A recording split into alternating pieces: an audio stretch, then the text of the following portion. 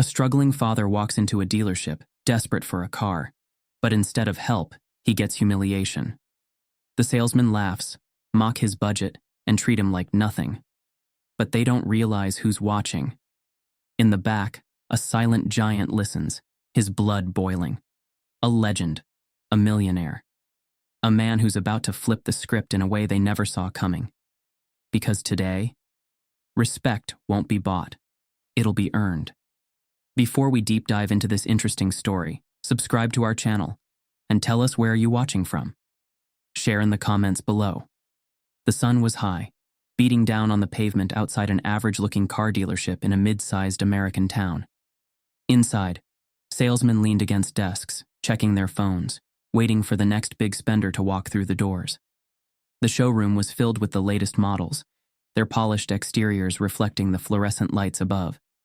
It was the kind of place where appearances mattered, where money spoke louder than words. And then, he walked in. Shaquille O'Neal didn't need an introduction.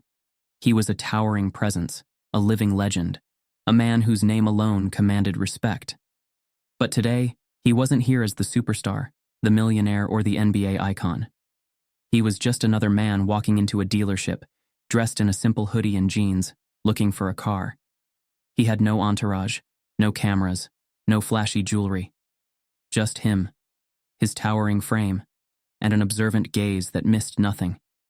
The moment he stepped inside, heads turned. A few employees exchanged glances, their expressions unreadable. One of them, a young salesman with slicked back hair and an overconfident grin, nudged his coworker. "Big guy must be lost," he muttered under his breath. Shaq heard it. He always did. But he let it slide. He strolled casually through the showroom, glancing at different vehicles. He wasn't actually looking for a car, at least not for himself. He had his reasons for being here, but he wasn't about to announce them. Instead, he observed. He listened. And what he saw in the next few minutes made his jaw tighten. Across the showroom, a man stood near the entrance, hesitant, almost as if he didn't belong. He was in his late 40s, wearing a worn-out jacket and a pair of scuffed boots. His name was David Lawson, though no one at the dealership cared enough to ask. David wasn't here for luxury. He wasn't here for status. He just needed a car that could get him to work and back, something reliable, something within his painfully tight budget. His old sedan had finally given out, and with 2 kids at home depending on him, this was his only option. He took a breath and stepped forward. "Excuse me," he said, approaching the front desk. "I was hoping to take a look at some used cars, something affordable." The receptionist barely looked up from her nails. "You can talk to one of the sales guys," she said lazily, motioning toward the group of men by the coffee machine. David nodded, making his way over. His hands were tucked into his jacket pockets, his shoulders slightly hunched, a man who had learned to brace himself for disappointment. One of the salesmen, Rick, turned as David approached. Rick was the kind of guy who sized people up in seconds, and right now, he saw nothing but wasted time. His suit was too tight at the buttons, his watch gleamed under the showroom lights, and his smile was more of a smirk. "You looking for something in particular?" Rick asked, his tone dripping with fake politeness. "Yeah," David said, clearing his throat. "I need something used, reliable. I don't have a big budget, but—" Rick cut him off with a chuckle, glancing at his coworkers. "Used and reliable? That's a tough combo, my friend. What's your price range?" David hesitated. He knew how this usually went. He had about $5,000 to spend, maybe a little more if they worked something out. But saying that number out loud? That was an invitation for humiliation. "Not much," David admitted. "Maybe $5,000, give or take." Rick let out a low whistle. $5,000? Man, I think the vending machine's got something in your price range." A couple of the other salesmen laughed. One of them, a younger guy named Todd, shook his head. "Maybe we got an old junker out back. What do you think, Rick? That 97 clunker still around?" Rick grinned. "Oh yeah, the one with the peeling paint and busted AC? That's a beauty. Real classic." David's face burned. He wasn't stupid. He knew they were mocking him. Shaq watched the scene unfold from across the showroom, his expression unreadable. He had seen this kind of arrogance before. He had seen the way some people look down on others, as if money determined a person's worth. He had experienced it himself, especially when he was younger, when the world wasn't so sure what to do with a giant black kid from Newark.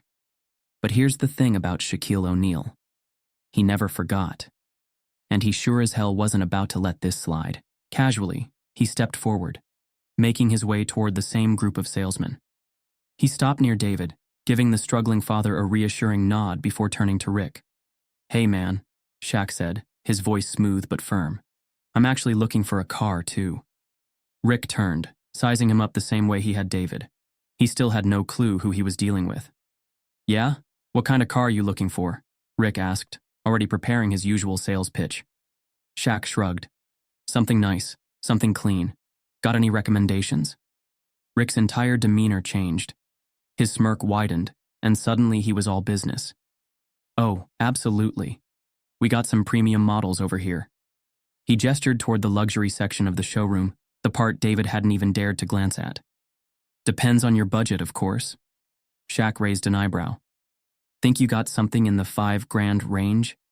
Rick's smirk faltered for half a second before he recovered.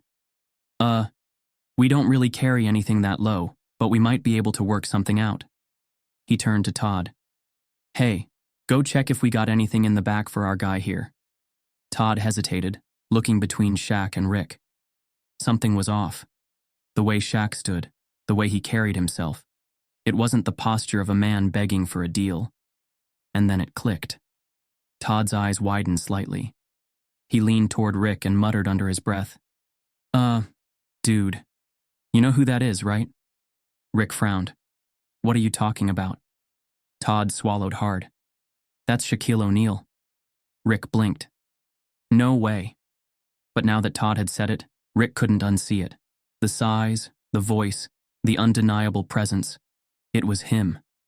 A slow, sinking realization settled over Rick as Shaq gave him an easy smile, as if waiting for him to catch up. The air in the room shifted. The arrogance, the condescension, the smugness. It was all melting away, replaced by something else. Panic. Rick swallowed, suddenly remembering every word he had just said. Shaq let the silence stretch for a beat longer before finally breaking it. "Still got that 97 clunker in the back?" he asked, his voice cool, amused, but unmistakably dangerous. Rick opened his mouth to respond, but no words came out. Shaq nodded, as if that answered everything.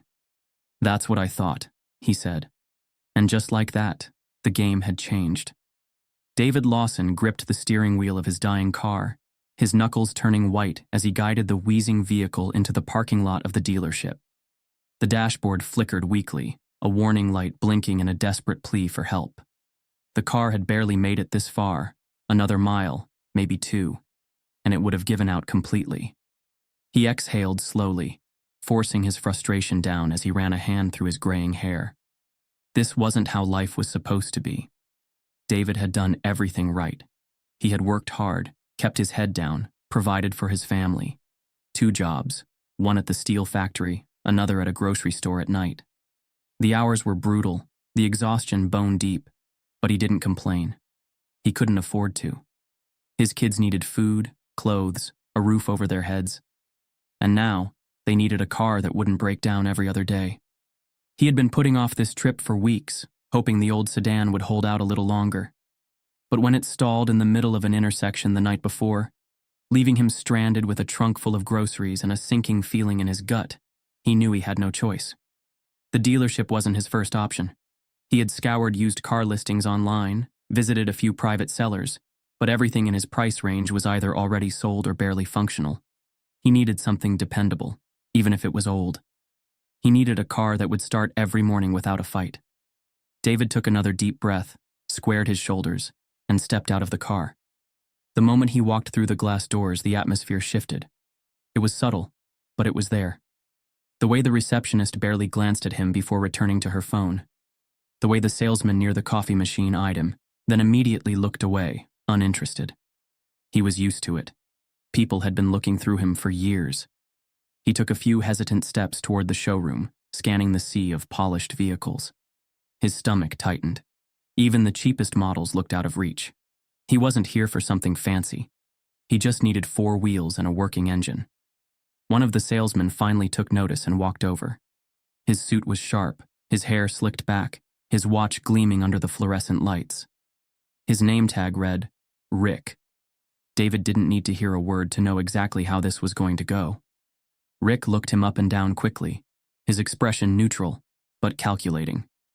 Then, with the kind of smile that never quite reached his eyes, he greeted him. David cleared his throat, suddenly aware of the way his worn-out jacket hung loosely over his frame. He forced himself to stand straighter. He explained what he was looking for. Something used. Something affordable. Rick's smile didn't falter, but something shifted in his posture. Barely noticeable, but enough. It was the moment a salesman decided if you were worth his time. And in Rick's mind, David wasn't. David could already feel the condescension creeping in. The polite but dismissive tone. The subtle smirk. It wasn't new. He had faced it at banks, at grocery stores, even at restaurants. Places where people assumed money equaled value. Rick led him toward a corner of the showroom where the cars were noticeably older. The models weren't as polished, and some had been pushed so far back they were practically forgotten. David followed, hands in his pockets, heart sinking with every step. Rick gestured toward a compact sedan with dull paint and a cracked taillight. "This one's in your range," he said. David's eyes swept over the car. It was barely an upgrade from what he already had. The tires looked worn, and he had a strong suspicion the engine had its own set of issues. "Is this the only one?" he asked, trying to keep the disappointment from his voice. Rick let out a low chuckle, shaking his head. "Well, unless you've got a bigger budget, this is about as good as it gets," he said. David felt the weight of the words settle in his chest. He wasn't asking for much. He wasn't asking for luxury, for leather seats, for a brand new car that smelled like success. He was asking for reliability. Still, he tried. "Could I test drive it?" Rick hesitated for a fraction of a second, as if debating whether it was worth the effort. Then, with an exaggerated sigh, he nodded. David followed him to the front desk, where Rick lazily grabbed a clipboard, flipped through some paperwork, and slid it across the counter. "Standard stuff," Rick said. "ID, quick signature." David reached for his wallet, pulling out his driver's license. As he did, another voice cut through the room, low, amused, and dripping with arrogance. "Man, you actually taking that thing for a spin?" David turned slightly, catching sight of another salesman, Todd, leaning against a desk with his arms crossed. He wasn't even trying to be discreet.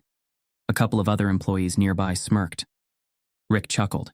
"He's considering it," he said, shaking his head. David's stomach clenched. He knew this game.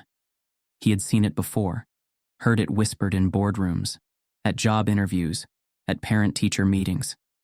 The laughter of men who had never struggled a day in their lives. He kept his face neutral, forcing himself to focus on the paperwork. Then, just as he was about to sign, Todd spoke again. "You sure you don't want to check out our financing options?" he said, barely suppressing a grin. "Might be able to stretch that budget, get you something a little nicer." The message was clear. You don't belong here. You can't afford this. And we all know it. David's grip on the pen tightened. For a moment, he considered walking out. It wasn't worth it. The humiliation, the sideways glances, the way they looked at him like he was a waste of time. But then, he thought about his kids. His daughter, Emma, who needed a ride to school every morning.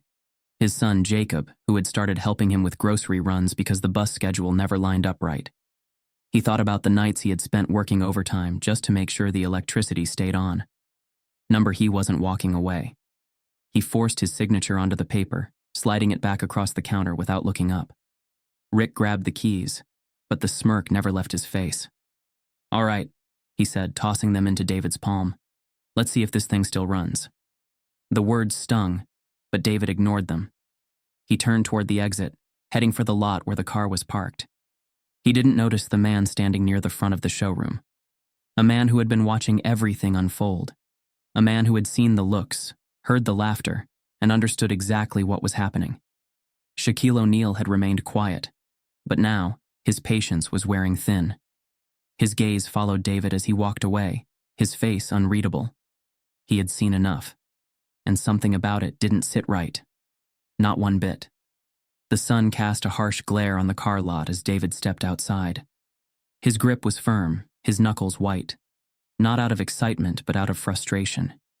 He had been here before. Not at this dealership, not with these exact men, but in this situation.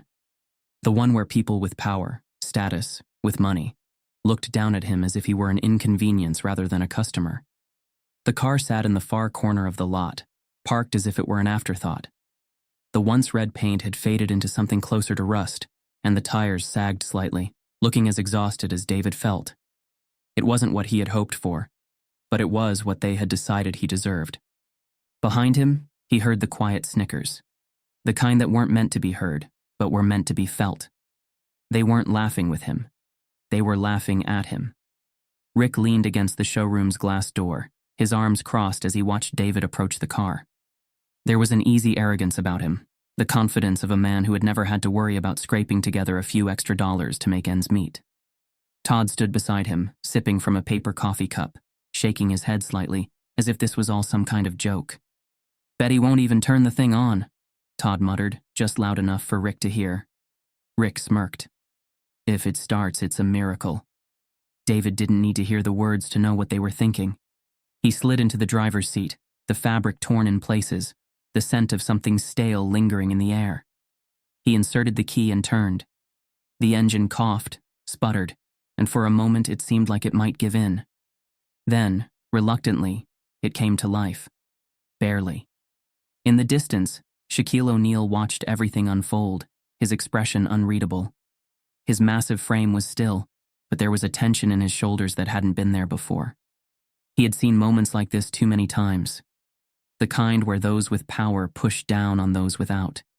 The kind where dignity was stripped away, piece by piece, disguised as just business. He had learned a long time ago that the world had two kinds of people: those who built others up and those who found entertainment in tearing them down. He had met plenty of both. And the men standing outside that dealership? They weren't builders. David stepped out of the car, shutting the door behind him carefully, as if he didn't trust it to stay in one piece. His jaw was tight as he walked back toward the salesmen, feeling their eyes on him like vultures circling overhead. Rick didn't even bother straightening his posture when David approached. He was still leaning against the glass, his smirk ever present. "So, what do you think?" he asked, the amusement barely concealed. David didn't answer right away. He wasn't a man who liked to beg, and he sure as hell wasn't about to plead for respect from men who had already decided he wasn't worth their time. "It runs," David finally said. His voice was steady, but there was something in his eyes. A quiet fire. Rick tilted his head. "Yeah, well, that's about as much as you can ask for at this price point." Todd took another sip of his coffee, his chuckle muffled behind the rim of the cup. David exhaled slowly. He wasn't here for a fight. He was here for a solution. But before he could speak again, another voice cut through the conversation. A deep, steady voice that carried weight without the need for volume. Shaquille O'Neal had moved. He stood a few feet away, arms crossed, gaze locked onto Rick with an intensity that made the air feel suddenly heavier. Rick's smirk faltered. Shaq had been watching the entire time, from the moment David walked in, to the moment these so-called professionals had treated him like a nuisance, rather than a man trying to do right by his family. For the first time, Rick actually looked at him. And now? Now he knew exactly who was standing in front of him. There was a flicker of panic in Rick's eyes. A realization creeping in that this wasn't just another customer. This wasn't just a bystander. This was Shaquille O'Neal, one of the most recognizable figures on the planet. A man whose name alone could send ripples through an entire industry.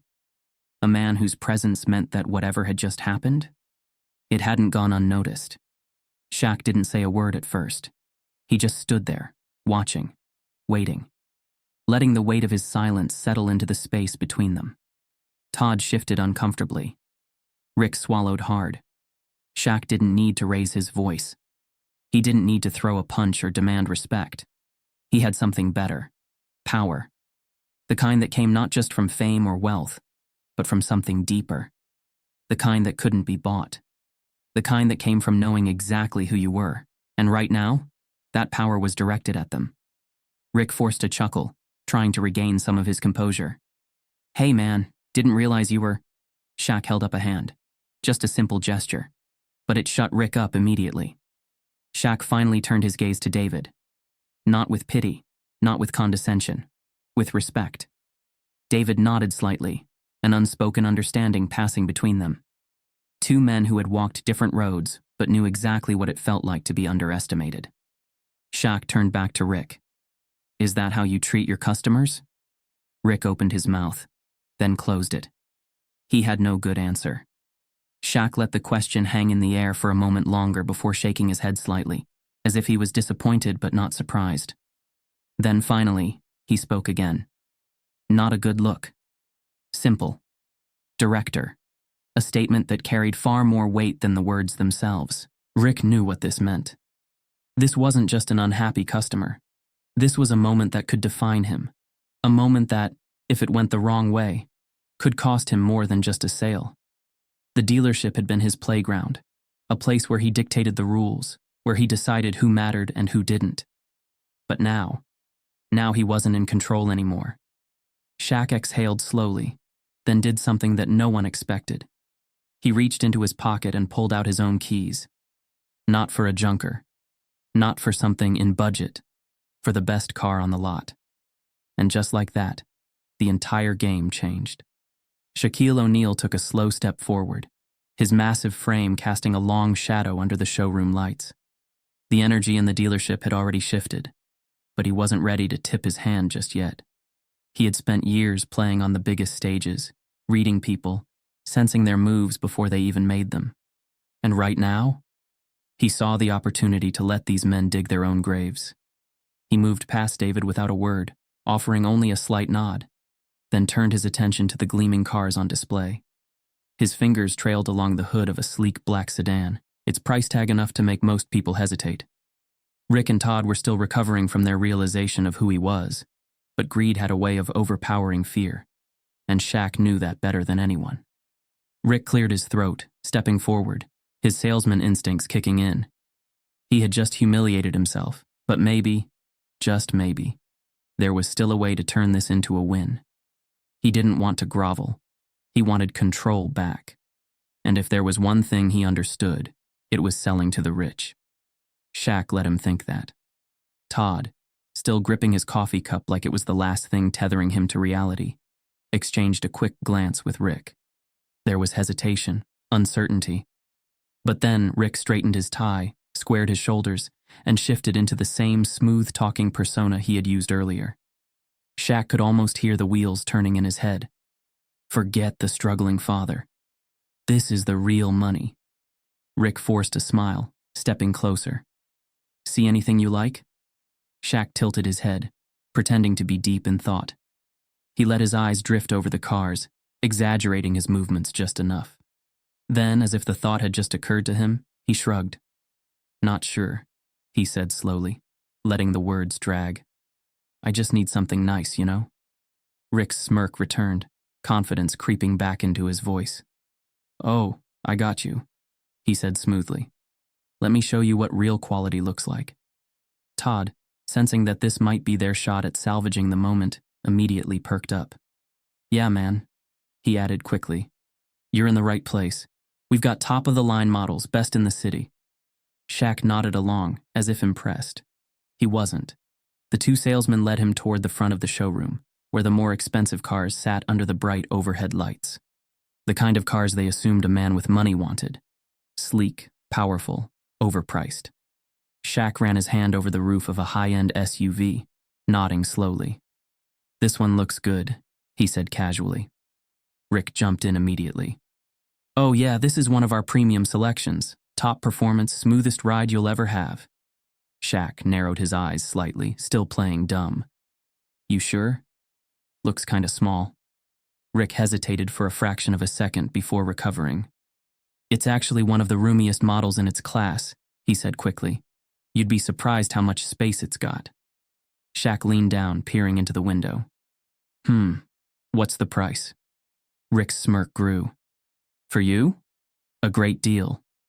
Shaq raised an eyebrow, still pretending to be interested, but inside, he was waiting for them to make the mistake he knew was coming. And then, Todd stepped forward.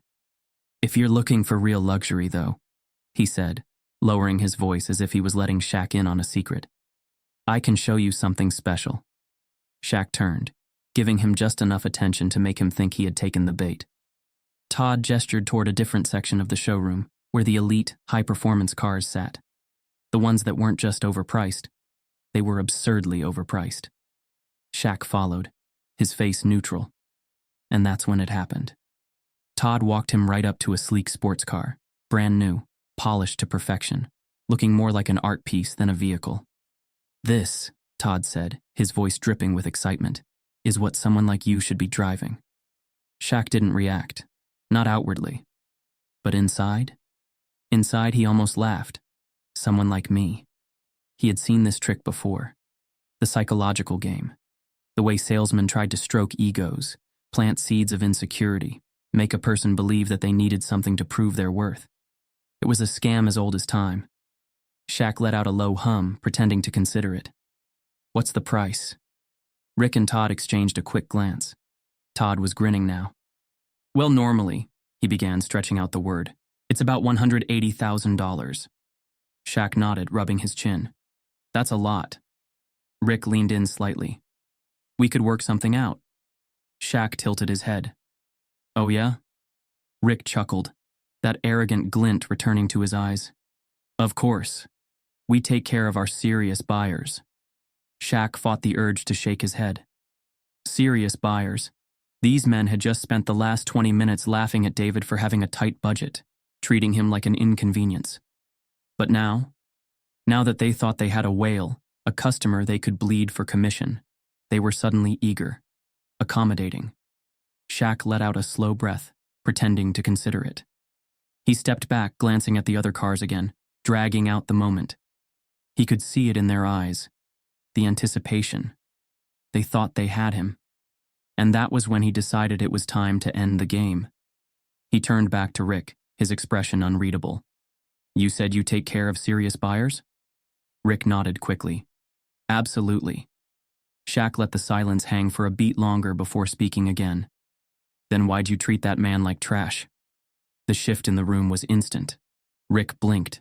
Todd stiffened. They had walked right into the trap. Shaq took a step forward, his presence alone enough to make both men instinctively step back. The amusement was gone from his face now. No more playing dumb, no more letting them think they were in control. You laughed at him, Shaq said, his voice calm but firm. You humiliated him, like he wasn't worth your time. Rick opened his mouth, but no words came out. Shaq shook his head slightly. But me? You see money, and suddenly, I matter. Todd swallowed hard. The weight of Shaq's words settled over them like a crushing force. Silence. Heavy. Uncomfortable. Shaq let it sit for a long moment before exhaling sharply. Then, finally, he smiled. It wasn't a friendly smile. It was the kind of smile that made men realize they had made a very, very big mistake. The air in the showroom had shifted. The smug confidence that once radiated from Rick and Todd had evaporated, replaced by an uneasy silence. They had been circling their prey, convinced they were in control, but now the roles had reversed. Shaquille O'Neal stood in front of them, towering and still, exuding an authority that required no effort. For a few seconds, no one spoke. The fluorescent lights above buzzed faintly, the hum of a nearby air vent the only sound filling the empty space where arrogance had once lived. The salesmen, who had been so quick to mock David, to belittle his budget, were suddenly unable to meet Shaq's gaze. They had been treating him like a fool, thinking he was just another customer, another easy commission. But now, realization was sinking in. Slowly. Painfully. Rick's lips parted slightly as if he wanted to speak, but no words came. Todd had gone rigid, his hands tightening around the now crumpled coffee cup in his grip. The confidence they had displayed only moments ago had vanished, leaving behind two men standing in the ruins of their own ignorance. Shaq let the silence stretch. He had seen this happen before. The moment when someone recognized just how badly they had messed up. It was always the same. First came the disbelief, the scrambling of thoughts, the desperate attempt to backtrack. Then came the shame, the regret, the sudden realization that they had been exposed. And finally came the panic. It was coming. He could see it in the way Rick's jaw twitched, in the way Todd's breathing had grown shallow. Still, he said nothing. He just waited. Rick finally found his voice, though it was weaker than before. His tongue stumbled over the words. I didn't. Shaq tilted his head slightly, just enough to make Rick hesitate again. It wasn't an act of intimidation. It wasn't necessary. He was already in their heads. Todd let out a sharp breath, looking around as if searching for an escape, but there was none. The walls might as well have closed in. Shaq finally moved. He reached into his pocket, pulled out his phone, and tapped the screen a few times before holding it up to Rick. Rick's gaze dropped, and then his face lost all color.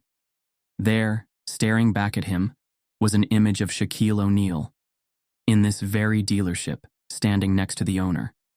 A framed photo that hung proudly on the wall near the front desk. A photo Rick had walked past every single day. His lips parted slightly, his expression shifting from shock to something that almost resembled terror. Todd saw it too. His throat bobbed as he swallowed hard. Shaq's voice came, steady and calm, but carrying the weight of something undeniable. I was here last year. Rick's hands twitched. Shaq let the words settle. He wasn't asking for recognition.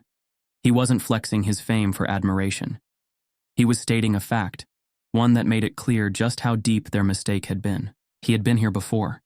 He had shaken hands with the dealership owner, had taken photos, had laughed and joked and talked business with the people who actually mattered. And yet, Rick and Todd, the same men who had just mocked David for having too small of a budget, hadn't even recognized one of the most famous athletes in the world standing right in front of them. They had dismissed him without a second thought. Not because they didn't know who he was, but because they hadn't bothered to look. Shaq took a step forward, and both men instinctively took a half step back. You were real quick to judge him, Shaq said, nodding toward David, who was still standing a few feet away, his arms crossed tightly over his chest. Didn't even let him finish a sentence before you wrote him off. Rick's mouth opened, but Shaq cut him off with a slight shake of his head. You looked at me, Shaq continued, his tone unwavering, and thought I was a payday. You looked at him and thought he was a waste of time. The weight of the words pressed down on them. Todd had gone completely still. Rick was blinking too fast, his mind working overtime to find a way out of the hole he had dug. Shaq let out a small breath, shaking his head slightly. It's funny, he mused, tilting his head, eyes locked onto Rick. You said you take care of serious buyers. Rick flinched, the words coming back to haunt him. Shaq let his gaze drift over to the luxury cars. You tried to upsell me on something expensive, something flashy, thought I was the kind of guy who needed a status symbol. Todd shifted on his feet, his hands balling into fists, not in anger but in tension. Shaq turned back to them. Tell me something, he said, voice calm but deliberate. Do you know what real wealth looks like? Neither man answered. Shaq's gaze flickered back to David. It looks like him, he said, his voice firm. David's eyes widened slightly. Shaq continued. It looks like a man who puts his kids before himself. A man who works 2 jobs just to make sure his family is taken care of. A man who doesn't need a flashy car to prove his worth. Rick and Todd said nothing. Shaq's lips pressed into a thin line. And you laughed at him. Silence. A heavy, suffocating silence that neither of the salesmen dared to break. Shaq turned slightly, looking past them toward the showroom floor. His eyes landed on the best vehicle in the lot, the one they had been so eager to pitch to him just moments ago. Then, without hesitation, he turned to David. You still need a car? David blinked, caught off guard. Shaq didn't need an answer. He already knew. He turned back to Rick and Todd, the final blow coming before they even had a chance to recover. I'll take that one, Shaq said, nodding toward the most expensive car on the floor. Rick's breath hitched. Todd's face paled even further. Shaq let it sink in for half a second. Then he added, "And put it in his name." The word struck like a hammer. Rick's body went rigid. Todd made a noise in the back of his throat, something between disbelief and sheer horror. Shaq reached into his pocket, pulling out his wallet. He didn't need financing. He didn't need a payment plan, and he didn't need their approval. Because in the end, the joke wasn't on David. It was on them. The showroom had never been this quiet. Rick and Todd, once cocky and in control, now stood frozen in place, their mouths slightly open, their minds struggling to process what had just happened. A moment ago, they had been circling Shaquille O'Neal like vultures, ready to sink their teeth into what they thought was a high roller sale.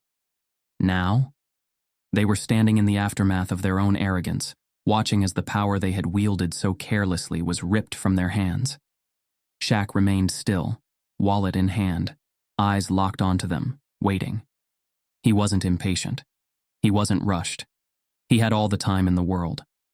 But every second that passed was another moment of humiliation for the men who had spent the entire afternoon proving just how little they understood the value of respect. David stood a few feet away, his breath shallow, his body tense. He had been invisible in this place, just another struggling man in the eyes of these salesmen. And now, he was at the center of a moment he never could have imagined. Shaq had chosen him, not as an act of charity, not as a publicity stunt, but as a statement, a lesson. A power play so ruthless in its simplicity that it left no room for argument. Rick finally blinked, his throat bobbing as he struggled to find words. His hands twitched, his usual smooth confidence now replaced by something fragile. He had spent years perfecting the art of manipulation, bending customers to his will, convincing them they needed more, that their worth was defined by the dollar signs on the price tags he controlled. But this was something else entirely. Shaq watched them closely, not with anger, not with gloating amusement, but with something far worse, disappointment. And then he spoke. "The way you treat people," he said slowly, carefully, as if he wanted the words to etch themselves into their skulls, "tells me everything I need to know about you." Rick shifted uncomfortably. Todd swallowed hard. "You think money makes a man," Shaq continued, his tone calm but commanding. "You think status is something you see on a price tag." His eyes flickered toward the row of expensive cars they had been so eager to push on him. "But let me tell you something. Real power, real success, it has nothing to do with how much money you make." The words hit like a hammer, and Shaq could see the weight of them settling on their shoulders. "Let me tell you what success looks like," he said, tilting his head slightly. "It's a man who wakes up before the sun, works 2 jobs, and comes home exhausted, but never complains. It's a man who stretches every dollar, not because he's cheap, but because he's putting his family first. It's a man who walks into a place like this, hoping for fairness, for respect, for decency, and instead gets laughed at." David inhaled sharply, his eyes fixed on the ground. Shaq wasn't just talking to them, he was talking to him. David had spent years believing the world operated a certain way, that some people just had it easier. That respect was something earned by status, not by character. And for the first time, standing there in that showroom, he realized something. He had been wealthy all along. Shaq turned back to Rick, his gaze unwavering. "You thought I was your payday," he said, shaking his head. "You looked at me and saw a commission check. You looked at him and saw nothing." Rick flinched. He didn't need to be reminded. The evidence was right in front of him, painted in his own shame. Shaq sighed, finally exhaling, as if this whole thing was just exhausting. "You know the difference between you and me?" he asked. Neither man answered. Shaq took a step forward, his massive presence swallowing the space between them. "You chase money," he said simply.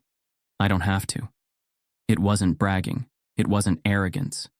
It was just the truth. Rick looked like he wanted to sink into the floor. Todd had stopped moving entirely, barely even blinking. Shaq could have ended it there. He could have turned, walked out, left them to drown in their own humiliation. But there was one last thing he wanted them to understand. "See, the thing about money," Shaq said, tilting his head. "It comes and goes. And when it's gone, He exhaled sharply, as if the thought itself was pathetic. You got nothing left. Rick blinked rapidly, as if trying to hold on to the last shreds of his confidence. Shaq's lips pressed together briefly before he turned to David, who still hadn't moved.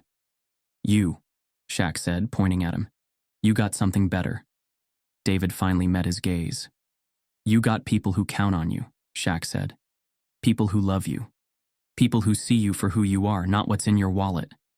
For the first time since stepping into this dealership, David didn't feel small. Shaq turned back to Rick and Todd. You can't buy that, he said simply.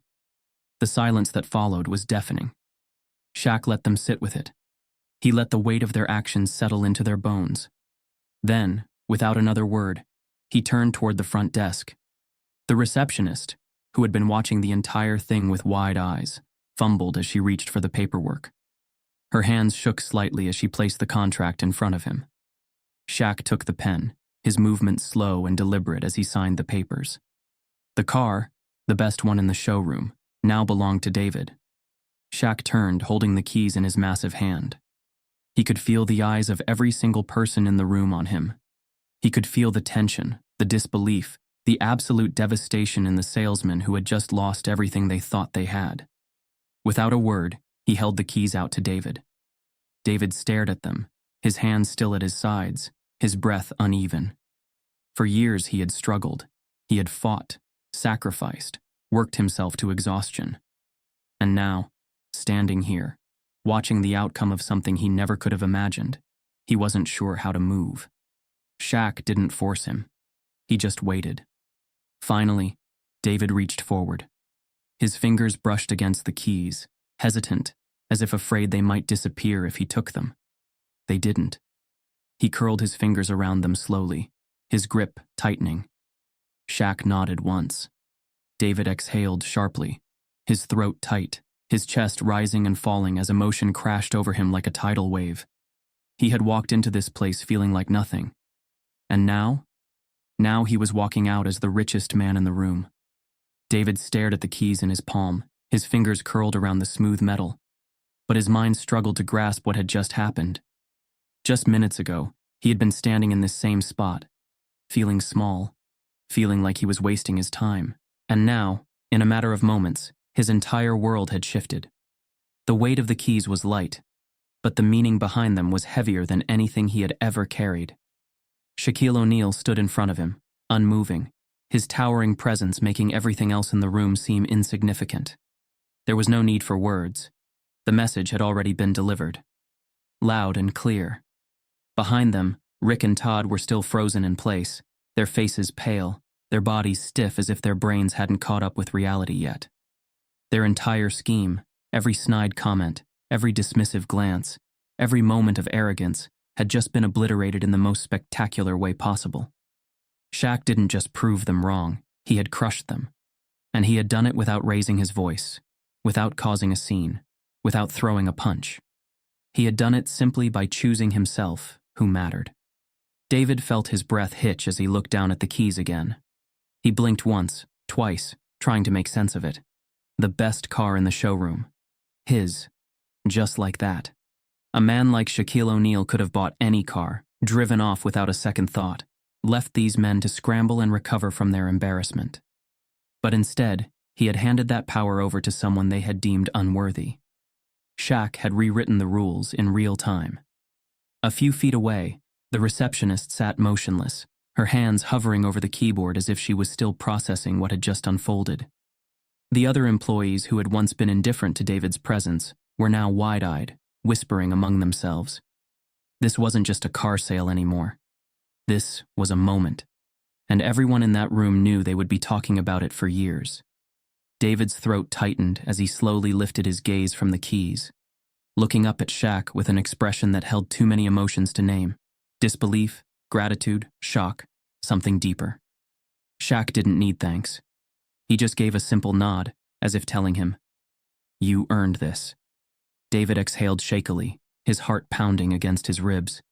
He wanted to say something. Anything. But no words felt right. How did you thank someone for flipping your entire world upside down in an instant? How did you express gratitude for an act of kindness so massive it felt impossible? He had spent years keeping his head down, accepting what life gave him, believing that some things were just out of reach. That a man like him, who worked long hours, who barely scraped by, who never asked for anything more than what he needed, would never be in the same league as the men who walked into places like this with ease, with confidence, with the kind of money that made people listen. And yet, here he was. Not just seen, not just acknowledged, chosen. The weight of that realization settled into his bones, making his hands tremble slightly as he gripped the keys tighter. Behind him, Rick finally moved, though it was barely more than a twitch of his fingers. His mouth opened, but no sound came out. He looked at Todd, desperate for something. An explanation, a way to salvage what was left of his pride. But Todd had nothing. They had lost. Not just the sale, not just their dignity, but the one thing they had built their entire profession around: control. They had controlled the narrative, controlled who mattered and who didn't, controlled how a man like David was supposed to feel when he walked through those doors. But Shaq had ripped that control away with effortless ease, and there was nothing they could do to take it back. The humiliation sat heavy in the air, suffocating. Shaq finally shifted, glancing at David once more before turning back toward the showroom floor. He walked past the rows of cars, his presence undeniable, unstoppable. The room followed his movement, as if the very atmosphere bent to his will. He didn't need validation. He didn't need applause. He had made his point. And now, he was done. David let out a shaky breath, his pulse still erratic as he finally forced himself to move. Step by step, he walked past Rick, past Todd, past the silent crowd of employees who had witnessed the entire event unfold but hadn't dared to interfere. When he reached the exit, he hesitated for just a second, his fingers tightening around the keys. Then, with a final exhale, he pushed open the glass doors and stepped outside. The sun was still high in the sky, casting golden light over the parking lot. The air was crisp, cool against his skin. And sitting there, gleaming under the sunlight, was his new car. A car he never could have imagined owning. A car that, just minutes ago, had been reserved for someone else. But now, it belonged to him. He walked toward it slowly, the weight of the moment still pressing down on his chest. His hands trembled slightly as he reached for the door handle. For years, he had accepted life's hardships without complaint. He had told himself that some things weren't meant for men like him. But today he had learned something different. Today he had learned that real wealth wasn't about money. It was about who you were when no one was watching. And as he slid into the driver's seat, feeling the smooth leather under his fingertips, the scent of newness filling his lungs, he finally let out a breath he hadn't realized he'd been holding. Shaq had given him more than a car. He had given him something far more valuable: dignity. By the time David pulled into his driveway that evening, the world already knew his story. The power of the internet worked fast, faster than he could have ever imagined. What had started as an ordinary, no, a humiliating day at a car dealership had transformed into something bigger than himself. A bystander, someone in the dealership, had recorded everything. The condescending smirks, the dismissive attitudes, the moment Shaquille O'Neal had stepped in and flipped the script. The video had hit social media before David had even left the lot, and it exploded. Within hours, the footage had been shared across platforms, drawing in millions of views. The headline wrote itself: Shaquille O'Neal buys a car for struggling dad after salesmen humiliate him. It spread like wildfire. News outlets picked it up. Twitter, or rather, X as it was now called, was ablaze with reactions, and even major networks began discussing it. Talk shows, radio hosts, podcasters, everyone had an opinion. Some people were furious, angry at the way David had been treated, disgusted at the arrogance of the salesman. Others were in awe, praising Shaq's generosity, admiring the way he had stood up without hesitation. And then there were the memes. Screenshots of Rick's stunned face circulated like trophies. The internet had a way of immortalizing failure. And Rick? He was the star of his own downfall. One image in particular became legendary: Shaq, standing there, arms crossed with the caption, You laughed. Now look at you. Rick and Todd had been reduced to punchlines.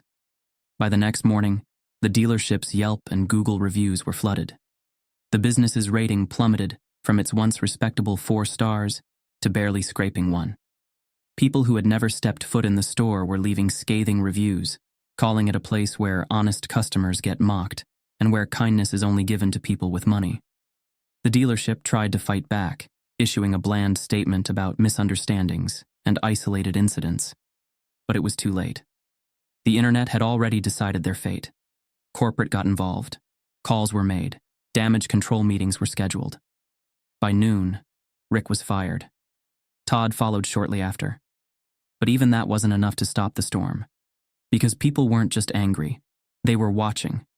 And they weren't about to let this fade away. David sat at his small kitchen table, his hands wrapped around a cup of coffee, staring at his phone in disbelief. His name, his face, was everywhere. His voicemail was full. Reporters had been calling nonstop. Strangers had flooded his inbox, sending messages of encouragement, of support, of shared experiences. People he didn't know were telling him how they had been in his shoes, how they had been made to feel small by people who thought they had the right to judge. And then there were the job offers. It had started with a small business owner in town, someone who had seen the video and had been moved by what happened. A message came in, offering David a better-paying job, one that didn't require him to work himself to the bone just to survive. Then another came in, and another. Companies, actual corporations, were reaching out, wanting to help, wanting to be a part of the moment. David wasn't used to this kind of attention. He had spent his life trying to keep his head down, trying to make ends meet. Now the world had lifted him up, and he wasn't sure how to process it. The door creaked open, and his daughter Emma peeked in. She had seen the video too. Everyone at school had been talking about it. "Dad?" she asked hesitantly, stepping forward. David set down his coffee. Emma held out her phone. The screen showed another headline, this one bolder, bigger than the rest. "Shaquille O'Neal changes a man's life, and the internet won't let it go." David exhaled. This wasn't just about the car anymore. This was about everything. Shaq had been through this before. He had gone viral for acts of kindness more times than he could count, buying groceries for strangers, paying off debts, tipping waitresses more than they made in a month. It was just something he did. Not for attention, not for praise, but because he could. Because he had been that kid once. The one who knew what it felt like to struggle, to watch his mother sacrifice everything just to make sure he had a shot at something better. So, when he woke up the next morning and saw the video everywhere, he wasn't surprised. His phone was already buzzing with calls from news outlets, emails from PR teams, messages from people he hadn't talked to in years. He ignored most of them. Instead, he picked up his phone and scrolled through the comments. Some people were angry. They wanted justice. They wanted the dealership shut down, the salesman dragged even further. But Shaq wasn't interested in destruction. That wasn't why he did what he did. Then, he saw something else. A comment buried beneath the chaos. Simple, but powerful. One moment of kindness can change someone's entire life. And that was the whole point. The dealership had no choice. The owner, desperate to salvage what was left of his business, held a press conference. He apologized, announced new policies, promised better training. He swore that what had happened with David would never happen again. But words weren't enough. People wanted proof. A week later, the dealership launched a program for struggling families, affordable financing, lower interest rates, even a small donation fund. It wasn't enough to erase what had happened, but it was a start. And all of it, every single change, had been forced by one simple truth. The whole world had been watching. David still wasn't used to the attention, but he was getting used to something else. Hope. For the first time in years, he didn't feel like he was barely holding on. He didn't feel like every step forward came with 2 steps back. He had a new job, one that paid better, one that let him actually be home with his kids at night instead of working late shifts. He had a car that started every morning without a struggle. And more than anything, he had dignity. People still reached out, still sent messages, still shared his story. Some wanted to thank him for being a reminder that good people existed. Others just wanted him to know that they saw him, that they were rooting for him. And that meant everything, because for years he had felt invisible. But now the whole world knew his name, and not because of what he had, but because of who he was. Shaquille O'Neal never stayed for the applause. The moment the keys landed in David's hands, Shaq knew his job was done. He didn't need a thank you speech, a handshake, or a dramatic reaction. He had been in this position before, watched the gratitude flood in, felt the weight of someone's life shift because of a single decision. But he never did it for the recognition. And so, as quietly as he had arrived, he turned and walked away. The dealership was still in chaos behind him. Employees whispered, their eyes darting between Rick, Todd, and the shattered remains of their pride. The receptionist stared blankly at her screen, unable to process the storm that had just torn through their showroom. Customers, some confused, some thrilled, watched with wide eyes, their shopping experience unexpectedly turning into a lesson in humility. David still stood near the exit, fingers curled tightly around the keys, his entire body stiff with disbelief. His old world, the one where men like him had to beg for respect, had cracked wide open. He hadn't moved, as if afraid that if he did, reality would snap back into place and take this moment away. But Shaq didn't look back.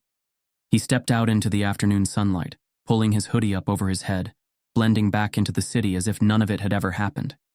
His stride was unhurried, his pace steady, unbothered by the whispers trailing behind him. He didn't check his phone, didn't scroll through the viral explosion his actions had ignited. He had done what he came to do. That was enough. And yet, his mind lingered. Not on the salesmen. They didn't deserve the space. Not even on the dealership, which would now be forced to rebuild its reputation under the weight of its own arrogance. No, he thought of David. The way his shoulders had tensed every time he was spoken down to. The way he had swallowed his frustration, had forced himself to endure humiliation, because he had no other choice. Shaq understood men like that. He had seen them all his life. The fathers who worked themselves to the bone just to keep food on the table. The men who ignored their own needs because their children's futures came first. The kind of strength that didn't get celebrated, didn't make headlines, didn't come with admiration, only exhaustion. That was real wealth. And today, David had finally been given something back. Not just a car, not just an opportunity, but dignity. Shaq exhaled, adjusting his hoodie as he walked toward his own vehicle, a low-profile SUV parked out of sight from the dealership's main lot. He had learned a long time ago that true generosity didn't need an audience. It didn't need a press release, a camera crew, or a staged moment. It just needed the right person at the right time. And today, that person had been David. Behind him, the weight of the moment still settled over the dealership. Rick and Todd had disappeared from the showroom floor, their presence erased as if removing them could somehow undo what had happened. But the damage was done. The world had watched them fail. And Shaq? He had already moved on. David didn't leave right away. Even as Shaq's towering frame disappeared into the city, even as the dealership's energy continued to shift, he remained standing in place, his grip on the keys never loosening. His breathing was uneven, his thoughts tangled. This didn't happen to men like him. He had spent years pushing through life's endless obstacles, accepting struggle as part of the deal. He wasn't a man who caught lucky breaks. He wasn't someone who ever expected kindness. And yet, today had rewritten everything he thought he knew. The car waiting for him outside wasn't just a vehicle. It was proof. Proof that his efforts hadn't gone unseen. Proof that character meant more than a paycheck. Proof that sometimes the world gave back in ways he never could have imagined. A few feet away, an older customer, someone who had been watching from the sidelines, cleared his throat. He didn't speak, didn't try to force a moment, but the knowing look in his eyes said enough. David nodded slightly in return. He wasn't just standing here for himself anymore. He was standing for every man who had ever been told they weren't good enough. Slowly, he let out a breath and turned toward the doors. By the time David pulled into his driveway later that evening, his daughter Emma was already waiting at the window. She had seen the headlines, The messages had flooded her phone all day. Friends had sent her clips, classmates had whispered about it in the hallways. Her father, the man who had worked himself to exhaustion just to keep their world stable, had become part of something bigger than himself. As he stepped out of the car, she didn't hesitate. She ran to him, wrapping her arms around his waist, her face buried against his chest. For the first time in years, she wasn't just hugging him out of routine. She was hugging him because she was proud. David's throat tightened as he closed his eyes, holding her close. For years, he had wondered if his sacrifices were enough. If the exhaustion, the sleepless nights, the constant worry had been worth it. Today, he had his answer. And as he pulled back and looked into his daughter's tear-filled eyes, he knew one thing for certain. He would pay this kindness forward. He didn't know how or when, but he would. Because Shaq hadn't just given him a car. He had given him a reason to believe in people again. Somewhere across the city, Shaq sat in a quiet corner of a restaurant, enjoying a late meal. His phone vibrated every few seconds with new notifications, but he barely glanced at it. The world was still talking, still reacting, still dissecting the moment he had walked away from. But he wasn't thinking about any of that. He was thinking about the next person, the next moment, the next time he would get to remind someone that respect wasn't a privilege. It was a right. He didn't need to know their name yet. When the time came, he would recognize them, and when he did, he would do exactly what he had done today. He would step in, because the real measure of a man, it wasn't in what he had, it was in what he gave. Some moments change lives, some lessons rewrite the rules. This was one of them. Respect isn't about money, it's about character. And the real measure of a person? It's what they do when no one's watching. So next time you see someone being underestimated, being dismissed, being made to feel invisible, be the one who steps in. Because the world doesn't change on its own. We change it.